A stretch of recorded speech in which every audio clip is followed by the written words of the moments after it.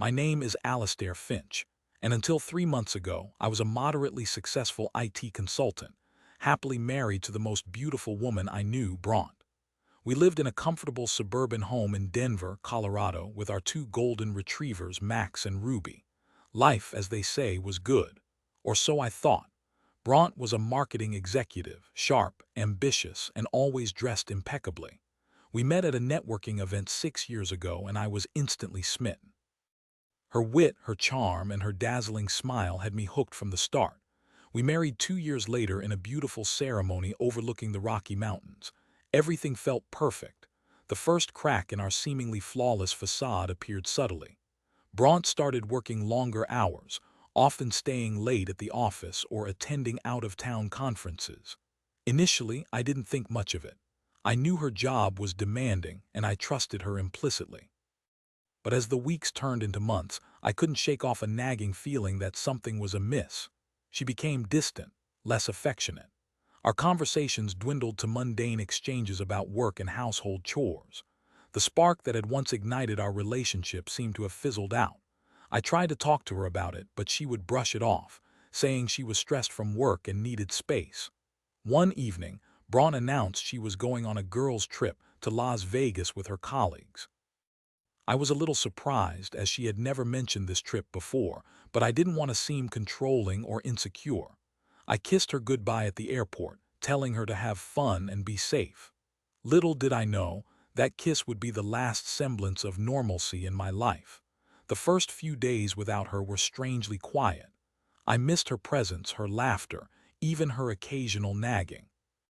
I spent my evenings catching up on work, walking the dogs, and trying to distract myself from the growing unease in my stomach. On the third day of her trip, I received a text message from an unknown number. It was a picture. My heart skipped a beat as I opened it. It was a photo of Bront, sitting at a blackjack table in a crowded casino.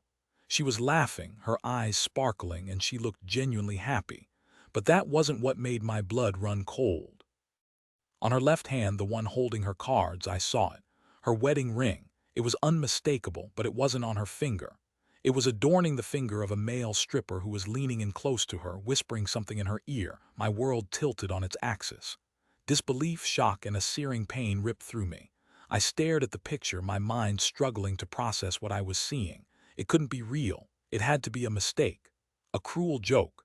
But deep down, I knew it was the truth. I tried calling Bront, but she didn't answer. I sent her a text message asking her to call me as soon as possible. Still nothing. Hours passed, each one feeling like an eternity. I paced around the house, my mind racing, my heart pounding in my chest. Finally, late that night, my phone rang. It was Bront. I answered it, my voice trembling. "Alastair, is everything okay?" she asked, her voice sounding a little too cheerful. "Is everything okay? Bront, what the hell is going on?" I demanded, my voice rising. There was a pause, a moment of silence that felt like an eternity. "What are you talking about?" she asked, feigning ignorance. "Don't play dumb with me, Bront. I saw the picture, the one with the stripper, with your wedding ring on his finger," I said, my voice shaking with anger and hurt. Another pause, then a sigh. "Alastair, it's not what you think," she said, her voice suddenly serious. "Then what is it, Bront? Tell me." "I'm all ears," I said, my voice dripping with sarcasm. "It was just a bit of fun. We were all having a good time and, well, things got a little out of hand," she said, her voice sounding defensive. "A little out of hand? You gave your wedding ring to a stripper, Bront.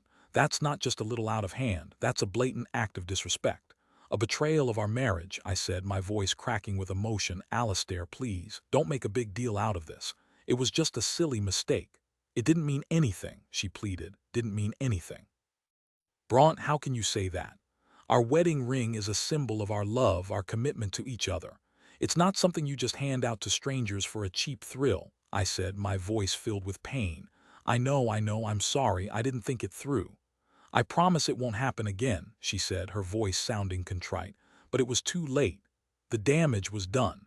The trust was broken. The image of her wedding ring on that stripper's finger was seared into my mind, a constant reminder of her betrayal. "I don't know what to say, Bront. I need some time to think," I said, my voice flat. "Okay, Alastair, I understand. Just please don't do anything rash," she said, her voice filled with concern. I hung up the phone, my body numb, my mind reeling. I couldn't believe that the woman I loved, the woman I had trusted with my heart, had betrayed me in such a callous and humiliating way. The next few days were a blur. I barely ate, barely slept.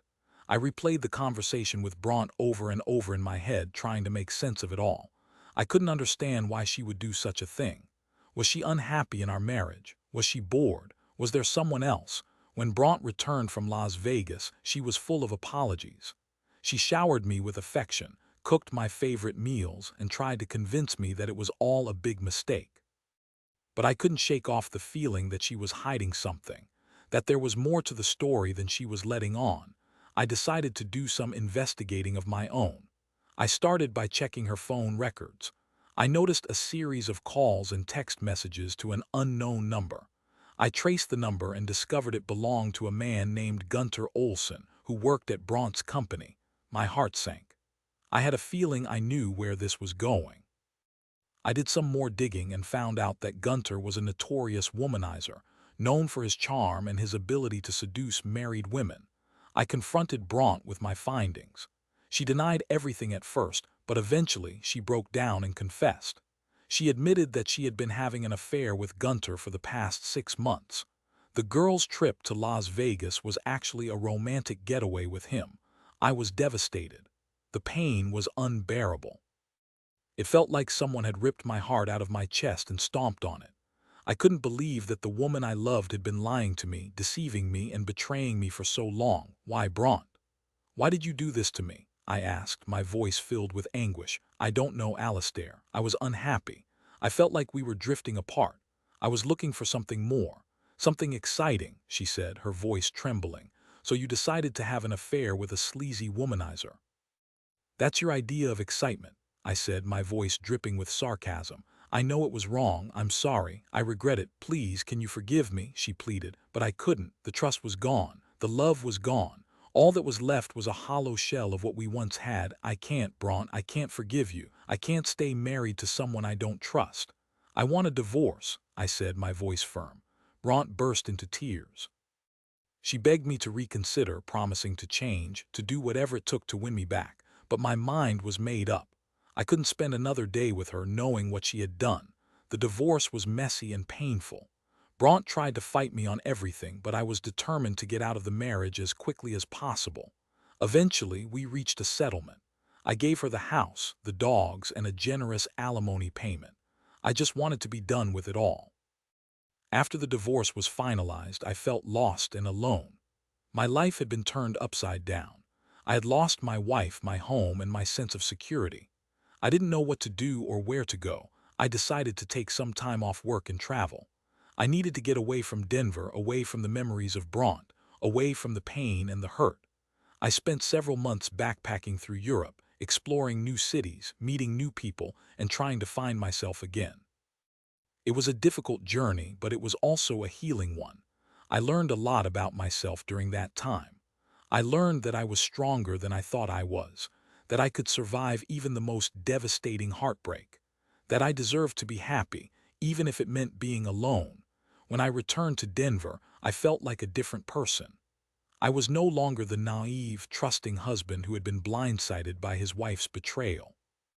I was a survivor, a warrior, a man who had learned from his mistakes and was ready to move on with his life.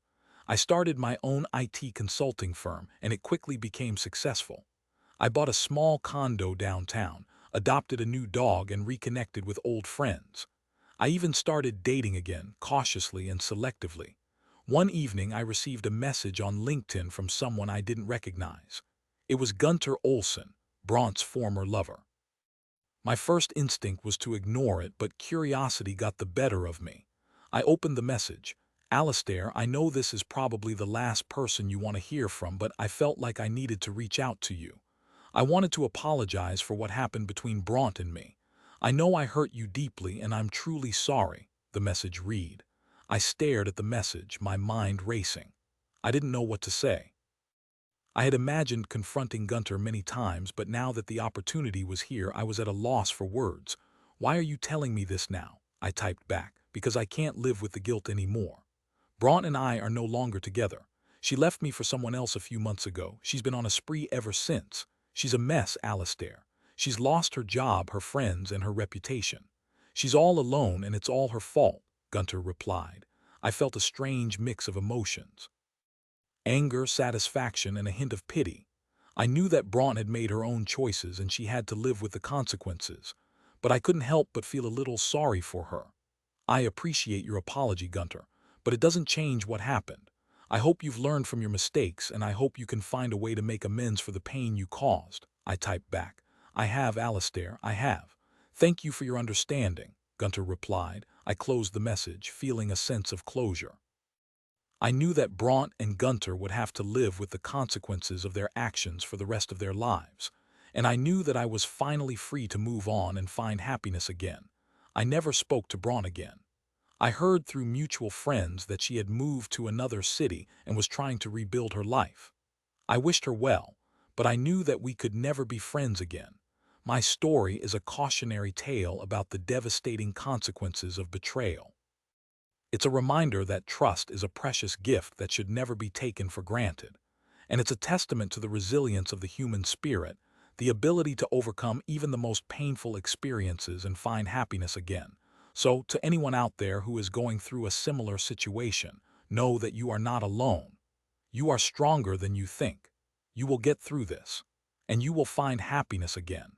Just remember to trust yourself, believe in yourself, and never give up on yourself. You deserve to be loved, respected, and cherished.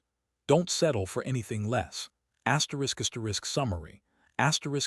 Alistair, an IT consultant from Denver, thought he had a perfect life with his wife, Bront, a marketing executive. However, subtle changes in Bront's behavior led to a shocking discovery. A photo of her on a girls' trip in Las Vegas with her wedding ring on a stripper's finger. This revelation unraveled a web of lies and betrayal, leading to the exposure of Bront's affair with a colleague, Gunter. Devastated, Alistair divorced Bront, embarking on a journey of self-discovery and healing through travel. He eventually rebuilt his life, finding success and happiness. Years later, he received an apology from Gunter, revealing Bront's downfall and isolation. Alistair's story serves as a powerful reminder of the pain of betrayal and the strength required to move forward, urging anyone facing similar circumstances to prioritize self-worth and resilience. Remember, dear reader, even in the darkest of times, there is always light at the end of the tunnel. Stay strong, stay true to yourself, and never lose hope.